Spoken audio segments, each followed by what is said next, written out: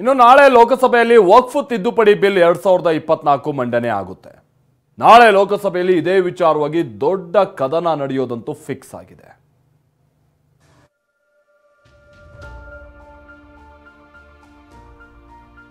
ನಾಳೆ ಲೋಕಸಭೆಯಲ್ಲಿ ಬಹುನಿರೀಕ್ಷಿತ ವಕ್ಫ್ ಬಿಲ್ ಮಂಡನೆ.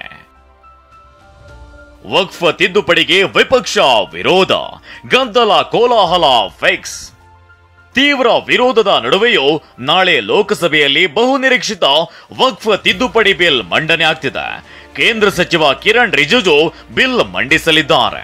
ಮಸೂದೆ ಚರ್ಚೆಗಾಗಿ 8 ಗಂಟೆ ನಿಗದಿಪಡಿಸಿದ್ದಾರೆ.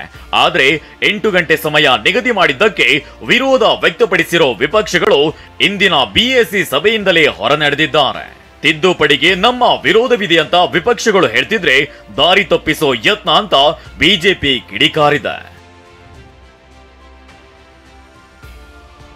ವಕ್ಫ್ ತಿದ್ದುಪಡಿ ಮಸೂದೆಯಲ್ಲಿ ಏನು ಬದಲಾವಣೆಗಳಾಗಿವೆ ಅಂತ ನೋಡೋದಾದ್ರೆ, ವಕ್ಫ್ ಆಸ್ತಿಗಳ ಸರ್ವೆಗಾಗಿ ರಾಜ್ಯ ಸರ್ಕಾರವು ಸರ್ವೆ ಆಯುಕ್ತರನ್ನ ನೇಮಿಸುತ್ತಿತ್ತು.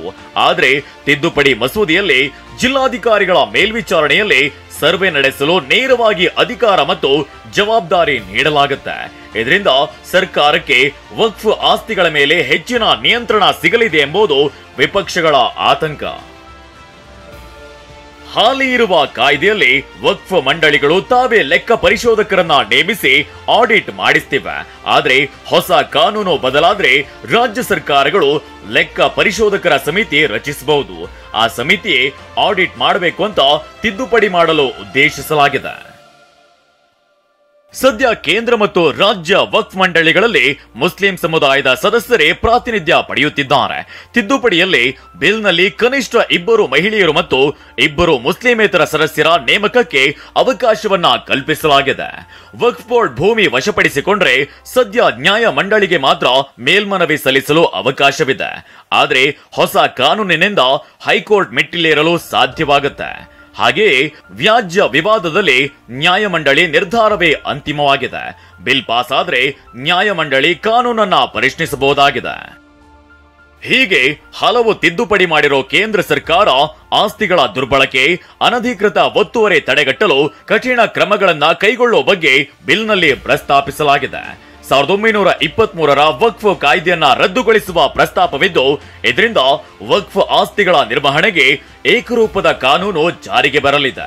ಆದರೆ ಮುಸ್ಲಿಮರ ಆಸ್ತಿಗಳಿಗೆ, ಈಗಾಗಲೇ ವಕ್ಫ್ ಅಧೀನದಲ್ಲಿರೋ ಆಸ್ತಿಗಳಿಗೆ ಯಾವುದೇ ತೊಂದರೆ ಇಲ್ಲ ಅಂತ ಕೇಂದ್ರ ಸರ್ಕಾರ ಸ್ಪಷ್ಟಪಡಿಸಿದ್ದು ನಾಳೆ ಚರ್ಚೆಗೆ ಸಿದ್ಧ ಎಂದಿದೆ.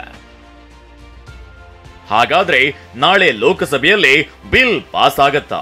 ಬಿಲ್ ಪಾಸ್ ಆಗಲು ಎಷ್ಟು ಮತಗಳು ಬೇಕು ಅಂತ ನೋಡೋದಾದ್ರೆ, ಲೋಕಸಭೆಯಲ್ಲಿ ಎನ್ಡಿಎ ಮೈತ್ರಿಕೂಟಕ್ಕೆ ಬಹುಮತವಿದೆ. ಬಿಲ್ ಪಾಸ್ ಆಗಲು 272 ಮತಗಳ ಅವಶ್ಯಕತೆ ಇದ್ದು, ಇಂಡಿಯಾ ಮೈತ್ರಿಕೂಟ 233 ಸದಸ್ಯರನ್ನ ಹೊಂದಿದೆ. ಎನ್ಡಿಎ ಕೂಟದಲ್ಲಿ 293 ಸದಸ್ಯರು ಇರೋದ್ರಿಂದ ಲೋಕಸಭೆಯಲ್ಲಿ ಬಿಲ್ ಪಾಸ್ ಆಗೋದು ಖಚಿತ ಎನ್ನಲಾಗ್ತಿದೆ. ರಾಜ್ಯಸಭೆಯಲ್ಲಿ 117 ಮತಗಳ ಅವಶ್ಯಕತೆ ಇದ್ದು, 119 ಎನ್ಡಿಎ ಸದಸ್ಯರಿದ್ದಾರೆ. ಹೀಗಾಗಿ ನಾಳೆ ಕಲಾಪಕ್ಕೆ ಗೈರಾಗದಂತೆ ಎಲ್ಲಾ ಸಂಸದರಿಗೂ ಬಿಜೆಪಿ ಕಾಂಗ್ರೆಸ್ ವಿಪ್ ಜಾರಿ ಮಾಡಿದೆ. ವಕ್ಫ್ ಬಿಲ್ ಮಂಡನೆ, ನಾಯ್ಡು ನಿತೀಶ್ ನಡೆಯೇನು? ವಕ್ಫ್ ಬಿಲ್ಗೆ ಬಿಜೆಪಿಯ ಕೆಲ ಮಿತ್ರ ಪಕ್ಷಗಳು ಆಕ್ಷೇಪ ವ್ಯಕ್ತಪಡಿಸಿವೆ. ಈ ಕುರಿತು ಬಿಜೆಪಿ ಮಿತ್ರ ಪಕ್ಷ ಜೆಡಿಯು ಕೆಲ ಸಲಹೆ ನೀಡಿದೆ. ವಿಧೇಯಕವನ್ನ ಕದ್ದು ಮುಚ್ಚಿ ಮಂಡಿಸಬೇಡಿ, ಎಲ್ಲಾ ರಾಜ್ಯಗಳಿಂದ ಸಲಹೆ ಪಡೆಯಿರಿ ಅಂತ ಹೇಳಿದೆ. ಜೆಡಿಯು ಮತ್ತು ಟಿಡಿಪಿ ಮುಸ್ಲಿಂ ಮತಗಳ ಮೇಲೆ ಪ್ರಭಾವ ಬೀರುವ ಸಾಧ್ಯತೆ ಇರೋದ್ರಿಂದ ಪೂರ್ಣ ಪ್ರಮಾಣದಲ್ಲಿ ಬೆಂಬಲ ನೀಡುವ ಬಗ್ಗೆ ಸಂಶಯವಿದೆ. ಆದರೂ ಚಂದ್ರಬಾಬು ನಾಯ್ಡು ಮತ್ತು ನಿತೀಶ್ ಕುಮಾರ್ ವಿರೋಧ ವ್ಯಕ್ತಪಡಿಸದೆ ಕೆಲ ತಿದ್ದುಪಡಿಗೆ ಸಲಹೆ ನೀಡಿದ್ದಾರೆ. ಹರೀಶ್, ಟಿವಿ9 ನವದೆಹಲಿ.